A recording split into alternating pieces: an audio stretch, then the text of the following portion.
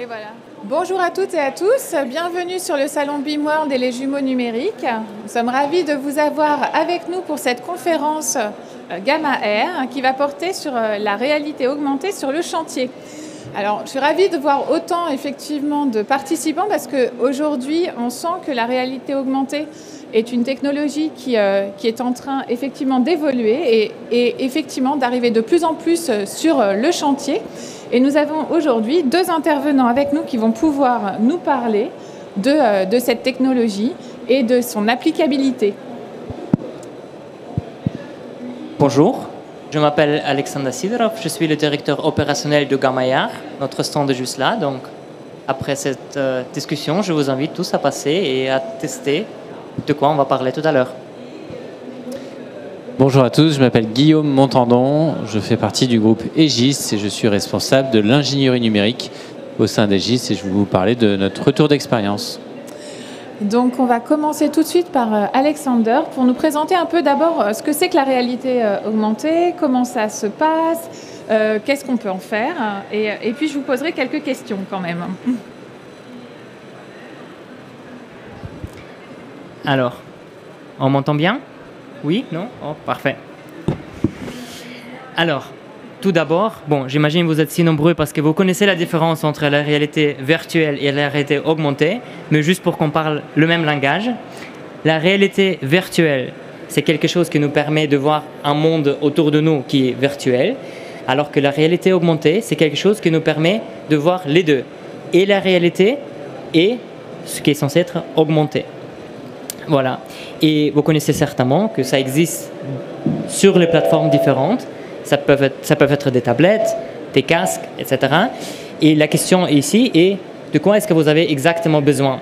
Nous, notre solution, c'est plutôt quelque chose qu'on est censé amener sur le chantier.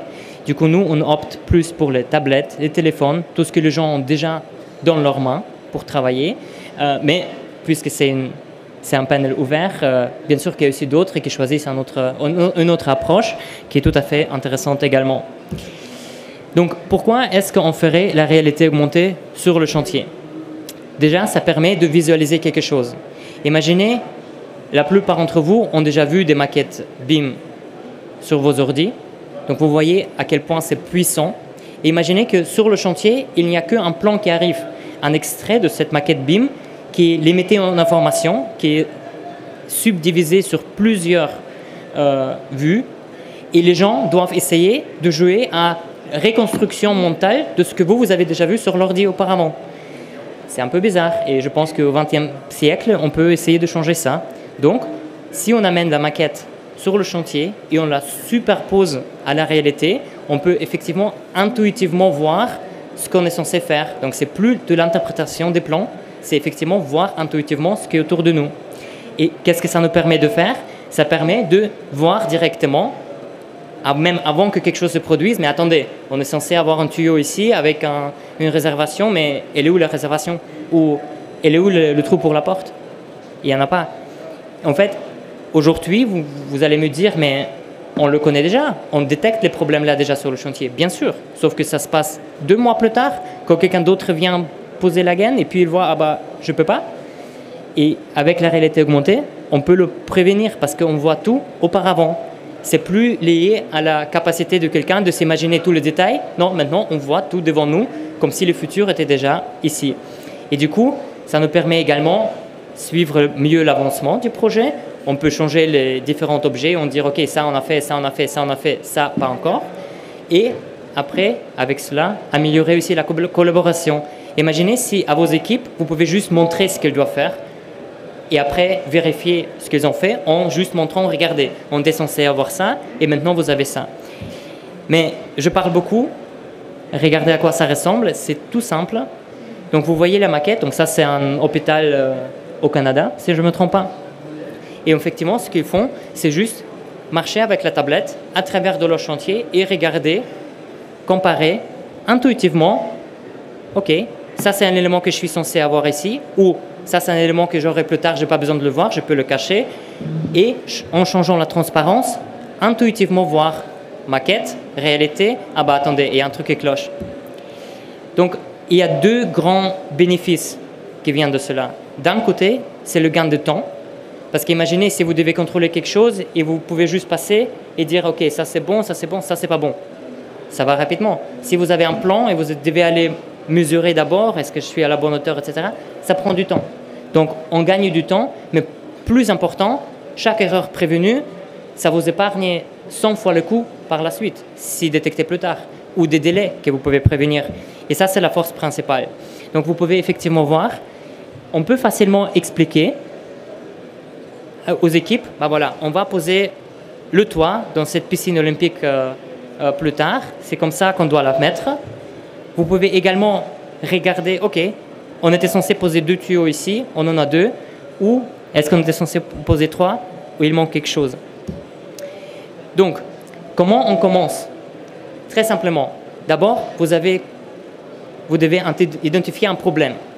Donc, il ne faut pas implémenter une technologie juste parce que c'est cool. Parce que la réalité augmentée, c'est super cool. Mais il y a 10 autres technologies qui sont super cool. Donc, ce n'est pas le but de juste agglomérer tout ce qui est cool, mais ça doit être utile pour vous. Donc, si vous voyez que vous avez un certain type de problèmes qui sont récurrents, peut-être il faut y faire quelque chose. Et une fois qu'on essaie d'implémenter ça, il faut bien sûr choisir une équipe qui est dédiée, qui est ouverte, mais il faut aussi faire le suivi. Il ne faut pas juste leur donner un truc et dire, bah voilà, essayez, et si vous aimez pas. Je ne sais pas combien de vous se rappellent comment ils ont commencé à utiliser tous les outils que vous utilisez aujourd'hui. Bah, d'abord, c'est un peu de la peine pendant quelques jours, et après, ça va. Juste parce que vous avez l'habitude de le faire, parce que vous commencez à réfléchir différemment. Et du coup, si les gens savent, ok, ça c'est les tâches que je peux faire, et c'est très clair, ils ne doivent plus découvrir eux-mêmes ce qu'ils peuvent faire. Vous pouvez leur dire, bah, voilà, tu vas là-bas et tu fais le contrôle de qualité pour commencer. Les gens savent très clairement, ok, une fois par jour, je dois passer avec la tablette et comparer la maquette. Et puis, ça devient un automatisme. Vous devez leur dire, ok, on veut mesurer si cette technologie nous convient, et ça sont les points qu'on peut mesurer, qui vont définir ça c'est un succès ou pas. Par exemple, on diminue le nombre de fautes ou le nombre de demandes. Voilà. Et ce qu'il faut oublier, c'est bien sûr le suivi régulier. Oh, désolé. Donc, les meilleurs et pratiques, le mot pratique c'est caché derrière, désolé, mais du coup, quelle est la solution pour vous? Comme je dis, il y a beaucoup de différentes solutions aussi de la réalité augmentée qui existent. Qu'est-ce qui est important pour vous? C'est de comprendre, ok, à quel point est-ce que c'est facile d'implémenter, parce que vous devez le donner aux gens qui ne sont pas forcément le plus techniques sur le chantier. Ça doit s'intégrer avec les solutions que vous avez déjà, parce qu'en fin de compte, vous ne voulez pas juste ajouter encore un outil. On est un peu en tech fatigue là, en ce moment. Donc, on a des données qui doivent faire un flux très, très, très clair du chantier vers le bureau et vice-versa. Et il faut avoir un processus très clair. Et ça ne dérange jamais d'avoir des champions internes. C'est bien si on peut se tourner vers quelqu'un. Et il faut partager l'expérience, la bonne et la mauvaise. Merci beaucoup. Alors, Alexander, vous n'allez pas partir comme ça. On a quelques questions à vous poser quand même. Alors, effectivement, il y a quand même une notion de préparatif, c'est-à-dire il y a cette notion de savoir si on en a besoin, de comment est-ce qu'on s'approprie cette technologie. Pour vous, quels sont les préparatifs pour pouvoir intégrer cette réalité augmentée sur le chantier? Bien sûr qu'il y a des solutions différentes, comme je dis. Chez nous, donc je peux juste parler de chez nous, vous avez une maquette BIM, vous avez une tablette ou un téléphone sur le chantier, c'est tout. Tout ce que vous devez faire, c'est juste télécharger la maquette sur la tablette et vous pouvez aller sur le chantier. Pas besoin de préparer le chantier, pas besoin de préparer la maquette elle-même. Donc ça va tout seul. Alors, on a vu effectivement sur les vidéos que vous avez montrées par rapport à la solution Gamma Air, et vous utilisiez des tablettes. Pourquoi pas les lunettes? Parce qu'on parle beaucoup des lunettes en réalité augmentée ou sur la réalité virtuelle aussi. Mais pourquoi ce type d'outils? Effectivement, et on a cette question quotidiennement de tous les clients. Oui, surtout avec Apple Vision Pro, oui, ils sont sortis. Quand est-ce que vous seriez sur les lunettes? Et je dois dire qu'on regarde cet espace très, très proche, de très très proche. Donc on veut vraiment amener aussi une solution sur le chantier où on peut utiliser les mains pour faire autre chose. Donc on comprend l'avantage de pouvoir manier quelque chose sans avoir une tablette dans les mains. Mais d'un autre côté, aujourd'hui, on a l'impression que les casques et les lunettes ne sont pas encore prêts à être amenés sur le chantier. C'est un peu trop fragile. c'est un peu trop coûteux pour le donner à tout le monde. Donc notre vision, c'est que chacun qui a une tablette ou un téléphone à portée de main, donc tout le monde, peut juste prendre la réalité augmentée et regarder. Les gens sont habitués à utiliser une tablette. Ça a pris quelques années, si vous vous souvenez bien. Il y a 10 ans, ce n'était pas le cas. Aujourd'hui, c'est juste donné. Allez maintenant essayer d'expliquer à tout le monde et maintenant vous devez remettre un casque. Donc vous enlevez votre casque du chantier, vous remettez un autre. Est-ce que c'est permis ou pas? Sur la plupart des chantiers aujourd'hui, on ne peut pas amener des casques. Oui, je pense qu'effectivement, il y aura aussi d'autres explications. On sent aussi sur l'utilisation des matériels qu'il y a aussi des problématiques de sécurité. Donc effectivement, on comprend mieux pourquoi tablette. Vous parlez de la réalité augmentée. Il y a d'autres types au niveau du scanning. Quelle est la différence et quel est l'avantage de la réalité augmentée? Parfait. Donc en fait, on est complémentaires à tout ce qui est scanning parce que notre logique va dans l'autre sens. Donc le scanning, il est très très bien pour amener l'information du chantier vers le bureau. Mais en fait, ce que nous, on essaie de faire, c'est ramener l'information digitale d'une manière intuitive sur le chantier. Parce qu'effectivement, vous avez besoin de l'information sur le chantier tout le temps, en temps réel, et tout le monde doit pouvoir y avoir accès. Le scan, aujourd'hui, comme c'est fait peut-être une fois toutes les 2 semaines, une fois par mois. C'est bien pour faire un suivi au bureau, mais il faut prendre des décisions sur le chantier. Et ça, justement, c'est la réalité augmentée qui permet de le faire. Et on a beaucoup de clients qui utilisent les deux. De temps en temps, le scanning et en quotidien, sur le chantier, la réalité augmentée. Est-ce qu'il y a des limitations? Parce que on pourrait dire on signe tout de suite, mais aussi de savoir quelles sont finalement les limites aussi. C'est important parce que ça évite de se lancer dans des projets peut-être trop vite et de bien délimiter comment est-ce qu'on utilise la réalité augmentée. Et effectivement. Donc, pour l'instant, notre solution est le plus ciblée sur le bâtiment.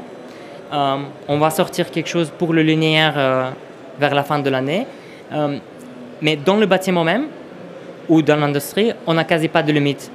On travaille comme un peu un jeu vidéo. Donc, vous chargez la réalité augmentée autour de vous, vous avancez, vous voyez d'autres parties de la maquette. Vous pouvez adapter comme ça, avec cette distance, vous pouvez adapter à la performance de votre tablette ou portable. Et du coup, il n'y a quasi pas de limite. Faut les chercher, les limites. Donc, vous invitez les personnes à tester, bien sûr. Et du coup, qui va utiliser la réalité augmentée? Est-ce que c'est, on va dire, que sur les constructeurs, hein, par exemple sur chantier? Est-ce qu'il y a d'autres types on va dire, d'usagers de cette réalité augmentée? Effectivement, on travaille un peu avec tout le monde qui a quelque chose à faire avec un plan et doit essayer de comprendre ce qui est marqué dessus. Donc, et le maître d'ouvrage, et le maître d'œuvre, et les ingénieurs qui les accompagnent. En fait, un peu tout le monde à travers de toute la chaîne de valeur. Parce qu'il y a cet aspect visuel finalement. Exactement, ça rend la chose intuitive. Il ne faut pas être expert BIM pour pouvoir comprendre qu'il y a un mur qui est montré devant moi. Alors justement, on va avoir un exemple au travers de Guillaume Montadon d'Egis. Merci Alexander. Pour savoir un peu comment vous êtes approprié finalement cette technologie de la réalité augmentée sur chantier, parce qu'il y a quand même cette notion qui est un peu spécifique. Et je trouve très intéressante la démarche que effectivement vous avez eue et de nous la partager pour voir comment effectivement vous êtes posé des questions sur cette réalité augmentée, sur l'utilisation de la réalité augmentée et comment vous allez la déployer. Oui. Donc moi, je vais vous présenter la démarche qu'on a eue au sein d'Egis sur à la fois la réalité augmentée, mais aussi la réalité virtuelle, qu'on a commencé il y a à peu près 2 ans. Je vais passer très rapidement sur ça, c'est juste pour donner un tout petit peu d'éléments de contexte pour ceux qui ne connaîtraient pas Egis. En gros, on est à peu près 20 000 personnes, on est une ingénierie, mais on est aussi exploitant, et on travaille dans le monde entier, dans plusieurs domaines qui sont les transports, l'énergie, et tout ce qui est aussi routes, etc. Et bâtiments. Je ne reste pas plus longtemps là-dessus. Donc notre challenge, c'était... Alexander a parlé de l'effet cool, moi j'appelle ça l'effet waouh. Donc c'était de dépasser l'effet waouh qu'on voit beaucoup sur tout ce qui est des réalités virtuelles, réalité augmentée, dans les salons comme ici par exemple, on en voit un petit peu partout. En revanche, personnellement, je trouve que c'est très peu utilisé vraiment opérationnellement en entreprise. Et donc c'est ça, pour moi, le grand challenge. Et donc pour ça, ça a été, notre focus, c'était de trouver des cas d'usage opérationnels qui permettent d'apporter de la valeur et pas des cas d'usage plus de communication, ce qu'on peut être amené à voir un peu plus souvent. Et puis enfin, pour la suite, c'était identifier les solutions hardware et software qui permettent un usage simple. Et j'ai insisté sur le mot simple, qui est vraiment essentiel, en tout cas pour nous, pour les cas d'usage qu'on a identifiés. Et donc pas forcément les plus immersives ou les plus technologiques. Donc l'enjeu a été de trouver le bon compromis entre l'aspect immersion, facilité d'utilisation, on a parlé de sécurité, on va parler de collaboration aussi, etc. Et puis enfin, faire adopter ces nouvelles méthodes et outils par les utilisateurs sur projet. Et là, je rejoins complètement ce qu'a dit Alexander. Il ne faut pas juste donner le truc dans les mains des utilisateurs et puis s'en aller. Il y a un vrai effort d'accompagnement, de suivi. C'est quand même des nouvelles technos qui... on a vite fait de se dire « ah ben non, ça ne marche pas ». Et en fait, il nous manquait un petit clic, il nous manquait un petit truc, la maquette n'était pas forcément parfaitement bien structurée. Et donc, il y a un gros effort d'accompagnement pour être sûr que ça marche. Donc on a commencé, je disais, il y a à peu près 2 ans, à lancer, donc au sein du groupe Egis, il y a un certain nombre d'initiatives digitales qui ont été lancées. Celle-ci fait partie des 14 qui ont été retenues. Et donc en juin 2022, on a structuré la démarche, on a constitué une équipe, on a défini des budgets, un planning, des objectifs. Donc l'objectif, c'était de démocratiser l'usage de ces technos, non pas de les déployer massivement. On n'avait pas l'impression qu'on était prêt pour prévoir un déploiement massif. Donc c'était vraiment un objectif de démocratisation. Ensuite, on a fait quelques workshops pour identifier les cas d'usage. Donc on en a vu un certain nombre et puis surtout on a priorisé, on en a gardé 2 qui nous semblaient être les plus transverses pour le groupe et couvrir le plus de besoins pour l'ensemble de nos projets et encore une fois des cas d'usage opérationnels. Ensuite, en 2023, on a lancé un grand benchmark. On a contacté 23 éditeurs de solutions. On a fait le choix de partir sur des éditeurs et de ne pas développer nous-mêmes des solutions. Et donc, pendant 2023, voilà, on a commencé, on a envoyé un questionnaire, on a eu des résultats. On en a sélectionné une dizaine, on a fait des démos. Ensuite, on en a sélectionné encore un peu moins. On a fait des POC. Et tout ça pour arriver à un résultat que je vais vous présenter juste après, où on a gardé au final 3 solutions, dont celle de Gamma Air, sinon je ne serais pas là. Et enfin, de 2024, l'objectif c'est de déployer sur des projets pilotes. Donc on a identifié 12 projets pilotes, enfin on est en train d'identifier 12 projets pilotes. Donc 6 projets pilotes VR, 6 projets pilotes AR, et qui couvrent l'ensemble des types de projets au sein d'Egis. Et on lance aussi une réflexion sur un nouveau cas d'usage, cette fois plus orienté exploitation, parce que les 2 premiers cas d'usage qu'on a gardés étaient beaucoup plus orientés ingénierie. Alors nos résultats, les cas d'usage qu'on a sélectionnés, sur lesquels on a priorisé. Le premier, c'est la revue de conception collaborative. Donc là, je ne vais pas en parler plus en détail, mais si vous voulez, on pourra en parler ensuite. Le deuxième sujet, qui est la supervision chantier, et donc là où on a notamment sélectionné Gamma Air. En termes d'hardware, on a, en effet, en termes de AR, VR, on pense souvent au casque ou aux lunettes. Mais il y a d'autres solutions qui sont parfois un peu moins immersives, encore une fois, mais parfois plus collaboratives. Et donc, on a sélectionné 4 types de solutions. Ce qu'on appelle un power wall, avec une valise où on peut projeter et en fait créer une salle immersive, une salle de réalité virtuelle très facilement, avec un de nos partenaires qui est ici présent. Il y a les casques aussi. Il y a les tablettes dont on a parlé. Et puis, pour la partie linéaire, comme l'a dit Alexander, ce n'était pas le domaine sur lequel ils étaient concentrés dans un premier lieu. Donc, on a choisi aussi un autre partenaire et qui travaille notamment avec ce qu'on appelle des antennes GNSS, qui sont un peu des antennes GPS avec une plus forte précision. Et puis, les solutions, voilà, à gauche, Gamma Air, et puis à droite, les autres solutions qu'on a pu aussi sélectionner. Voilà un petit peu nos résultats. Donc on voit en effet à gauche ce qu'on a gardé, c'était pour la partie indoor dans les bâtiments, et puis en haut à droite on peut voir c'est plutôt en extérieur, et donc avec ce que je vous disais, les antennes GNSS. Retour sur nos POC avec Gamma sur la partie supervision chantier. En fait, il y a beaucoup de défis techniques qui sont un peu cachés derrière tout ça et dont il faut avoir bien conscience quand on sélectionne ce type de solution si on veut que ça soit accepté par les utilisateurs. Donc il y a déjà un défi hardware où il y a la facilité d'utilisation et Alexander en a parlé, mais c'est vraiment essentiel. C'est vrai que nous aussi on est arrivé aujourd'hui à cette conclusion que les lunettes de réalité augmentée sont extrêmement immersives, extrêmement impressionnantes. C'est des vrais bijoux de technologie. Mais dans le cas d'usage qu'on avait sélectionné, où on imagine déployer ça à un grand nombre d'utilisateurs, ça nous paraissait compliqué, à la fois en termes d'utilisation, en termes de collaboration, parce qu'on est tout seul à voir ce qu'on voit dedans. En termes de sécurité, c'est vrai qu'avec le casque de chantier, c'est pas évident. Alors il y a des solutions qui permettent de coupler, mais ça reste quand même pas facile. En termes de fragilité, on le fait tomber, c'est cassé, ça nous est déjà arrivé, voilà, etc.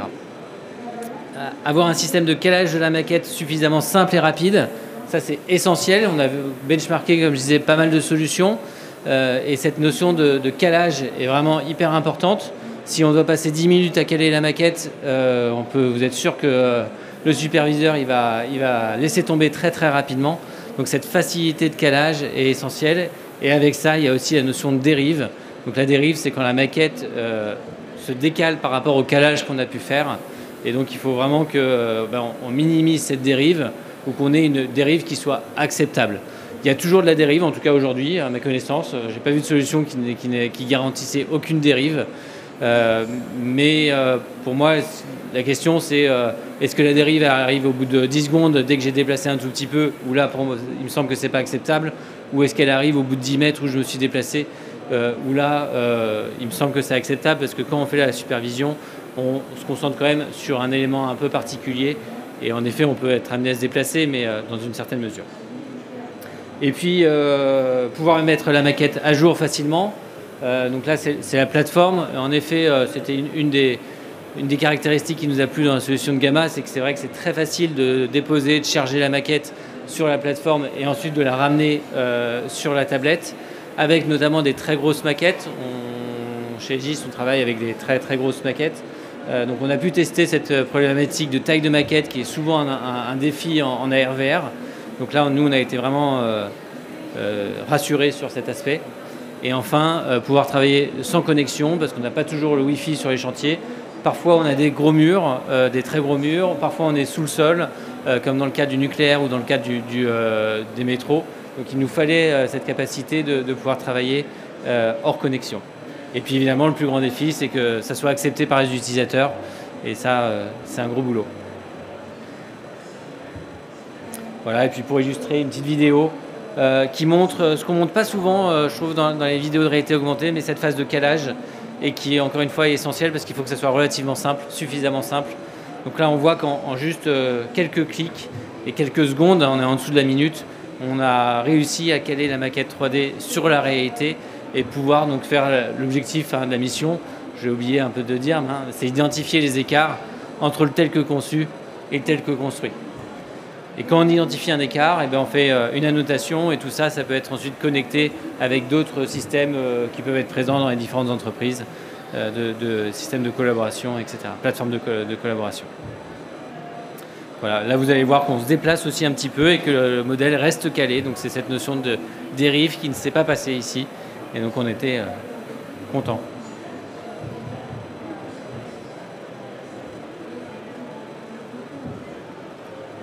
Et voilà. Eh ben, c'est parfait. Alors quelques questions aussi pour toi, Guillaume. Est-ce qu'il y a d'autres prérequis par rapport à cette utilisation de la réalité augmentée sur chantier, en tout cas? Par rapport à ce que tu disais, est-ce qu'il y en a d'autres? Est-ce qu'il y a des limites aussi? On parlait des limitations. Il y a les prérequis techniques dont on a parlé, mais je pense qu'il y a les prérequis aussi organisationnels. Donc, en effet, trouver les bons projets, trouver les bonnes personnes qui sont motivées, qui sont prêtes à parfois essuyer un peu les plâtres ou pour elles. Donc, il y a cet aspect vraiment plus conduite du changement qui est un prérequis vachement important.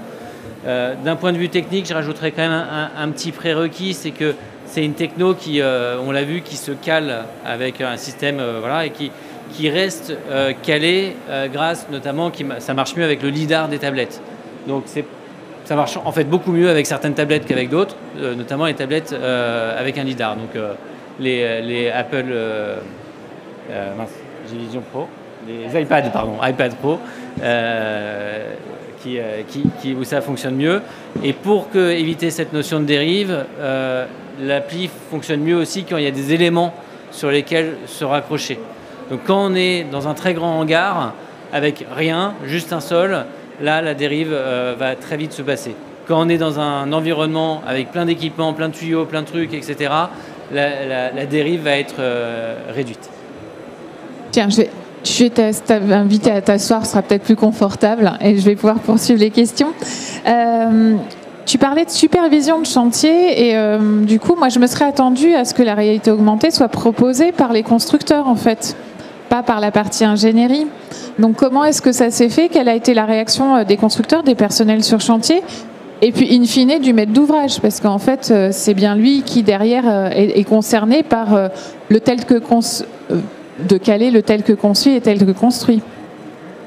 Alors, Aegis, on est ce qu'on appelle en anglais un EPCM, qui veut dire Engineering, Procurement and Construction Management. Donc ça veut dire qu'on fait le management de la construction, la supervision de la construction. Donc ça rentre vraiment dans nos missions de faire cette supervision. Maintenant, je ne sais pas si toi, tu as des exemples de constructeurs qui le font aussi pour eux. En tout cas, nous, on peut voir que sur le chantier, ça les intrigue, ça les intéresse aussi. Voilà, ils sont venus voir, on a pu échanger. Ils voient aussi... Les personnes sur chantier voient aussi l'intérêt pour eux, mais en tout cas, nous, notre boulot, c'est de faire la supervision. Donc ça rentre vraiment dans notre mission. Et pour répondre à la deuxième partie de la question par rapport à la maîtrise d'ouvrage, je prends l'exemple d'un projet de fabrication, de construction d'une usine de vaccins au nord de Lyon avec un de nos clients qui est Sanofi, qui a regardé ça avec beaucoup d'intérêt. Et avec qui, en fait, ça lui a donné des idées et il nous a demander de l'accompagner dans un autre cas d'usage qui est en fait aider au positionnement des équipements, parce que c'est une usine un peu particulière où il y a des équipements qui sont mobiles, parce que bref, je ne rentre pas trop dans les détails, mais donc il y avait vraiment cet enjeu d'aider au positionnement, et donc là on pousse la techno un petit peu plus loin que ce pourquoi elle est prévue initialement. On va voir si ça marche bien. Peut-être qu'on partira sur une autre parce que ça marche pas bien. On n'a pas encore la conclusion, mais en tout cas, la maîtrise d'ouvrage et le futur exploitant a été très, très intéressés dans cet exemple par la techno.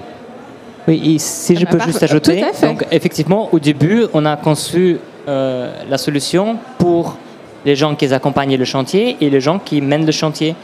Et puis, en fait, depuis 2 ans, je dirais, presque 2 ans, il y a de plus en plus d'intérêt des gens qui laissent construire pour leur propre gré, notamment les entreprises de pharmaceutiques. On travaille en Allemagne avec Merck, Boehringer Ingelheim, en fait beaucoup, mais aussi des entreprises qui bâtissent des usines, Mercedes-Benz, etc. Eux-mêmes, ils veulent que déjà les gens sur leur chantier utilisent la solution, mais en plus, eux, ils veulent aussi avoir une vue sur ce qui se passe. Donc, ils sont beaucoup plus impliqués qu'on l'avait vu il y a quelques années. Je ne sais pas si c'est votre impression aussi. Après, Guillaume, oui, ça rejoint un peu quels sont finalement les avantages de la réalité augmentée. Enfin, c'est quoi les atouts? Et alors, on parle beaucoup de ROI, mais je crois qu'il n'y a pas que ça. Mais on parle de la partie visuelle. Là, on voit que ça se développe effectivement chez les clients. Sur la partie Aegis, sur ce type de mission, finalement, ça permet d'être dans un service un peu différent que ce que vous proposiez peut-être. Finalement, c'est quoi les avantages quel intérêt finalement? Pour moi, l'avantage majeur, c'est de pouvoir identifier des erreurs plus tôt. Alexander en a parlé aussi tout à l'heure. Et c'est vrai que quand on superpose une maquette 3D en temps réel, en dynamique, sur ce qu'on voit en vrai, eh bien, il y a des choses qu'on arrive à voir, qu'on a plus de mal à voir par rapport à un plan 2D. En tout cas, il y a certaines personnes qui passeront à côté de certaines choses. Et ça, on a vraiment pu le constater. Et donc, identifier une erreur plus tôt, je crois qu'on sait à peu près tous que ça coûte moins cher. Voilà, donc ça c'est le plus gros gain de mon point de vue, qui est très difficile à mesurer quand on fait des petits exercices de ROI auxquels on est souvent confronté. Donc il y a des méthodes discutables, challengeables, voilà, qu'on peut avoir. Après, en effet, ça peut amener aussi une autre chose, c'est qu'on commence à voir dans les cahiers des charges parfois des exigences sur le fait de pouvoir utiliser la réalité augmentée pour faire nos missions. Donc ça peut être un élément différenciant. En tout cas, on est capable de répondre à ces appels d'offres quand ça apparaît. Voilà. Et j'allais dire, en termes d'exploitation, parce que tu parlais éventuellement d'un troisième cas d'usage, mais parce que la maquette, là, elle est sur effectivement tel que conçu, tel que construit, mais on pourrait imaginer que derrière, on est sur l'exploitation ou de la maintenance. Est-ce que vous avez des exemples ou des demandes par rapport à ça, sur cette réalité augmentée effectivement, dans l'exploitation, qui est quand même la grande partie du cycle de vie d'un ouvrage? Dans notre réflexion, on a identifié un certain nombre de cas d'usage en phase d'exploitation, à la fois AR et VR. Je peux en citer quelques-uns. Hein. Il y a l'aspect formation, avoir des modules de formation très immersifs. Voilà. Il y a les modes opératoires augmentés ou de la maintenance augmentée. Le fait de pouvoir, par exemple, avec son téléphone, filmer sa cafetière et voir comment est-ce qu'on change le filtre ou je ne sais quoi. C'est un petit exemple pour faire simple. Il y a ça, il y a l'expertise à distance aussi, qui est un cas d'usage. Pouvoir avoir un expert à distance qui voit ce qu'on voit, voire qui rajoute des informations dans ce qu'on voit en superposition. Donc voilà, tout ça, c'est des cas d'usage qui sont plus orientés exploitation et qu'on est en train de prioriser, en tout cas pour nos besoins à nous, Egis. Oui, Alexandre, tu dois avoir d'autres exemples sur cette partie-là. Oui, effectivement, en fait, on est demandé assez fréquemment des clients et on travaille dans cette direction. Donc, on a réussi un module d'opération plus tard. Ce qu'on peut constater aussi, que pour revenir aussi sur l'exemple de scanning, un cas d'usage très intéressant, c'est les rénovations. Donc, pour le nouveau bâtiment, nous avons souvent maintenant des maquettes BIM, mais pour les anciennes, les clients, ils rentrent dedans, ils font des scans, ils font des maquettes BIM, et puis ils reviennent avec Gamma Air là-dessus pour pouvoir essayer, ok, est-ce que ce que j'ai envie de faire, est-ce que ça va rentrer ou pas. Et en fait, c'est ça ce qui permet aussi de donner une deuxième vie plus efficacement à un bâtiment existant. Aujourd'hui, la réalité augmentée, tu l'as montré, elle n'existe pas. C'est pas quelque chose de tout neuf, c'est quelque chose qui était émergent et qui maintenant commence à passer finalement sur le terrain avec des POC, avec des expérimentations, comme on l'a vu pour Egis, avant une phase de déploiement finalement pour tester comment l'utiliser. Pourquoi maintenant? Pourquoi est-ce que ça se développe maintenant? Effectivement, donc il y avait, je pense, la première vague était plus ou moins il y a une dizaine, quinzaine d'années, où il y a beaucoup des acteurs ont dit, OK, il y a quelque chose qu'on peut faire conceptuellement. La technologie n'était pas tout à fait encore au point et les outils n'étaient pas encore au point pour pouvoir effectivement rendre ça agréable d'utilisation. Donc on voit qu'il y a beaucoup de gens innovants qui ont été brûlés en gros il y a une quinzaine d'années. Et maintenant ils disent, oui, on est très prudent sur la réalité augmentée. Mais en soi, il faut dire que pour pouvoir l'utiliser, il faut avoir une maquette BIM. Et vous savez très bien que sur le chantier, même toujours aujourd'hui, c'est difficile de parler BIM. D'ailleurs, la plupart des temps, quand nous, on va sur le chantier, et si on ne parle pas au gestionnaire BIM, on ne parle pas du BIM. On parle juste que, regardez, vous voyez des trucs autour de vous en 3D, c'est tout. On ne parle pas de BIM. Parce que pour les gens sur le chantier, peu importe. Mais même il y a 10 ans, le BIM n'était pas encore si répandu. Enfin, je ne me rappelle pas de salon il y a 10 ans. Il a 9 ans, c'est normal. Exactement. Je pense que ça part pour soi. Donc, en fait, oui, le BIM, maintenant, c'est donné. Il ne faut plus convaincre les gens. On sait qu'il y a 4-5 ans, on était encore en train de convaincre les gens, oui, le BIM, c'est intéressant. Si vous faites BIM, vous pouvez aussi utiliser la réalité augmentée. Aujourd'hui, le BIM, c'est donné, surtout pour les grands projets. Et du coup, la réalité augmentée, c'est une manière la plus simple de l'amener, ce BIM, aussi sur le chantier, de le sortir du confinement du bureau. Oui, c'est-à-dire que là, en fait, il y avait besoin de cette première technologie, de ce premier usage de process sur du BIM, et ensuite de l'emmener sur le chantier. Guillaume, tu partages effectivement cette maturité qui, du coup, permet d'utiliser la réalité augmentée ? Oui, c'est sûr que la technologie a avancé. Après, j'apporterai juste une nuance, c'est que je pense qu'il y a déjà quelques années, il y a 8 ans, 10 ans, il y avait déjà des cas d'usage matures. En fait, il fallait juste peut-être être un peu plus précis sur certains cas d'usage, un peu plus borné sur certains cas d'usage, où les technologies qui existaient à ce moment-là et qui étaient disponibles répondaient bien aux besoins. Donc pour moi, j'ai déjà vécu des cas d'usage il y a 8 ans, très opérationnel, qui apportait de la valeur, avec une technologie qui était déjà disponible, mais avec certaines limitations. Aujourd'hui, ces barrières, elles sont repoussées un petit peu plus loin, et donc je pense que ça permet de pousser aussi les cas d'usage et d'étendre peut-être à un plus grand public. Je pense qu'il y a aussi ce côté-là, moi de ce que j'ai vu, il y a 8 ans, la technologie était un peu forcément utilisée par des spécialistes. Là, je pense que c'est là le pas qu'on va être en train de franchir, c'est de la mettre à disposition de non-spécialistes et d'un grand nombre de personnes. Oui, effectivement, peut-être je peux ajouter, parce que c'est un point très pertinent. Donc oui, bien sûr, il y avait déjà des solutions qui étaient précises et qui continuent de l'être, donc ne pas le dire, mais c'est juste que l'adaptation large, ça va non seulement sur le fait que du coup, il y a un effet d'échelle. Si je vois le voisin l'utiliser, je peux aussi commencer à l'utiliser. Et du coup, le producteur, il peut mettre plus d'argent et d'efforts pour développer les meilleures solutions. Parce que du coup, c'est beaucoup plus facilement adaptable. Mais c'est aussi plus facile à expliquer au patron que voilà, j'aimerais bien essayer de mettre le budget là-dedans parce que le temps est là. Apple commence maintenant à rentrer dans l'enjeu de la réalité augmentée. Apple n'est jamais la première entreprise de le faire, hein. Avec l'iPhone, ils n'étaient pas les premiers avec un smartphone. Ils ont juste senti que maintenant le temps est là et du coup, ils essayent d'être sur la vague. C'est la même chose ici. Et il faut dire que pour les grandes masses, qu'est-ce qui a aidé, c'est que tout le monde peut avoir maintenant une tablette extrêmement performante à vraiment un bas prix. Et en plus, avec les iPad Pro, iPhone Pro, même avec un LiDAR. Et il y a 5-6 ans, c'était inimaginable.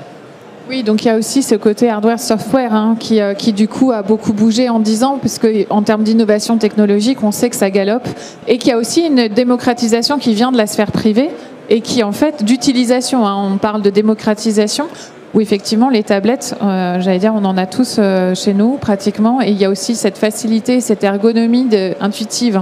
Est-ce qu'il y a est-ce qu'il y a des problèmes particuliers ou lequel serait le plus gros défi d'implémentation sur la réalité augmentée? Je pense que d'abord c'est le suivi. Donc choisir les bonnes personnes, établir effectivement qu'est-ce qu'ils doivent faire, comment ils doivent le faire et qu'est-ce qu'ils doivent mesurer. Et puis faire le suivi. Est-ce que tu l'as fait? Est-ce que tu sais que dans une semaine, dans un mois, on a un point de retour d'expérience? Est-ce que tu peux le faire? Parce que si les gens savent que c'est le cas, ils vont commencer à utiliser beaucoup plus systématiquement. Et c'est là où on va effectivement voir est-ce qu'il y a un ROI pour eux ou pas, perçu ou mesuré. C'est ça. Au niveau de la préparation, nous, on a une vocation d'être une solution de visualisation. Et ce qui est important de savoir, c'est qu'on ne veut pas venir et remplacer les outils que vous avez déjà. Donc nous avons les intégrations avec les autres outils qui sont utilisés, tels que on a une intégration très forte avec Autodesk, avec Procore. Là, depuis hier, officiellement, on a annoncé qu'on a un partenariat avec Think Project, donc le produit Carnial. On n'essaie pas de remplacer ce que vous utilisez déjà, parce qu'ils sont meilleurs que nous là-dedans. Nous, on est meilleurs dans la visualisation. Et ce qu'on veut faire, c'est juste ajouter à cette plateforme quelque chose qui permet de lier les données du chantier vers cette plateforme, vers le bureau, pour que tout le monde ait la même idée de ce qui se passe. Guillaume, sur cette notion d'implémentation, les facteurs clés de succès, tu parlais de conduite du changement, en fait, il y a aussi l'humain. Il y a un moment, quoi qu'il arrive, il faut aussi, Alexander disait, suivre, même si la techno est facile. Quel est le retour un peu d'époque que vous avez fait, des expérimentations sur ce sujet-là? Je partage complètement. Après, c'est assez classique, hein, mais en effet, la conduite du changement, c'est ce qu'il y a de plus compliqué. Et ça demande un suivi hebdo, hein, de vérifier que la techno est bien utilisée. Et je redis, hein, c'est parfois un petit clic qui manque. Et donc, on peut arriver à des mauvaises conclusions à cause d'un petit clic qui manque. Donc, faire un point hebdo, aller aussi régulièrement avec les gens sur le chantier pour constater les difficultés qu'ils ont et trouver les solutions qui permettent d'y répondre. Donc trouver les bons acteurs, hein, c'est essentiel, à la fois les bons utilisateurs, les bons projets, les bons partenaires qui vont être réactifs aussi à nos problématiques. Donc ça, c'est quelque chose qu'on a pu apprécier avec Gamma, c'est la réactivité et la présence. Donc tout ça, c'est essentiel. Et je rejoins aussi le point de l'interopérabilité qui est essentiel. Il faut, si nos utilisateurs sur le chantier ils saisissent un problème, mais qu'après ils retournent au bureau, et il faut faire un export, il faut faire un import, il faut faire un truc, etc., ils vont vite lâcher l'affaire. Donc il faut vraiment que ça soit le plus fluide possible, et ça passe notamment avec l'interopérabilité avec les autres plateformes que l'entreprise peut utiliser. Alexander, un mot justement, parce qu'en fait là on n'est plus sur la partie visuelle, on est aussi sur la partie flux de données en fait, ce qu'on ne voit pas. Parce que ce qui est intéressant dans la réalité augmentée, on est sur un salon qui est sur BIM et jumeaux numériques. Or, on sait qu'aujourd'hui, cette problématique, c'est au cœur des bases de données. Mais là, on revient à de la visualisation. Donc, ce qui a lancé le BIM, hein, cette notion de 3D, même si aujourd'hui, on sait qu'il n'y a pas de BIM sans données. Et donc, en fait, c'est un peu cette notion de données cachée. Comment ça se passe effectivement? Parce que derrière, il y a cette notion d'interopérabilité. Oui, effectivement. Donc, depuis le début, pour nous, c'était très important de bien comprendre non seulement le marché actuel, mais aussi les tendances. Et ce qu'on peut constater, c'est que si il y a 5-6 ans, on avait quasi tout le monde qui demandait que comment est-ce que je peux charger une maquette très vite, est-ce que je peux utiliser Navisworks. Maintenant, il y a de plus en plus de gens qui utilisent tout le temps juste les IFC, par exemple, parce qu'il y a de plus en plus d'acteurs. Souvent, c'est les propriétaires qui basculent, qui disent que moi, je veux que, par exemple, tout se passe en OpenBIM. Et du coup, nous, bien sûr qu'on le soutient, mais je pense que c'est une tendance très importante pour pouvoir assurer que demain, vous ne voulez plus utiliser Gamma Air, vous allez utiliser autre chose, vous devez pouvoir l'utiliser parce qu'on ne doit pas avoir le monopole sur la réalité augmentée.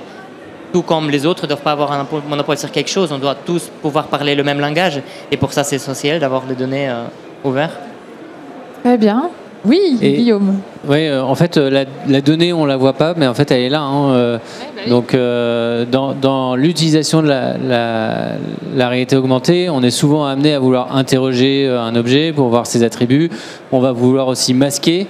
Donc là, ça va dépendre de comment est structurée la maquette, mais on va souvent vouloir masquer tout un corps d'état, tous les tuyaux, tous les murs, etc., pour pouvoir mieux visualiser, parce qu'ils ne sont pas encore arrivés, parce qu'on n'en est pas à cet avancement. Donc la donnée, elle est là à la fois en utilisation, mais aussi en retour, parce que l'objectif, c'est aussi de faire des annotations, et ces annotations, comme je disais, elles doivent être retournées à l'envoyeur, et pour pouvoir ensuite les suivre et les traiter, quoi. Oui, donc c'est le bon usage de la visualisation pour pouvoir mettre de la donnée au bon endroit, au bon moment et fiable. Bonne conclusion. Eh ben merci. Je vous remercie Guillaume et Alexander. Donc effectivement, si vous voulez aller continuer de discuter autour de la réalité augmentée, vous avez effectivement le stand Gamma Air qui est juste derrière vous. Et sinon, vous pouvez aussi aller sur le stand Egis discuter sur cette notion de supervision de chantier et des différents cas d'usage. Merci à tous.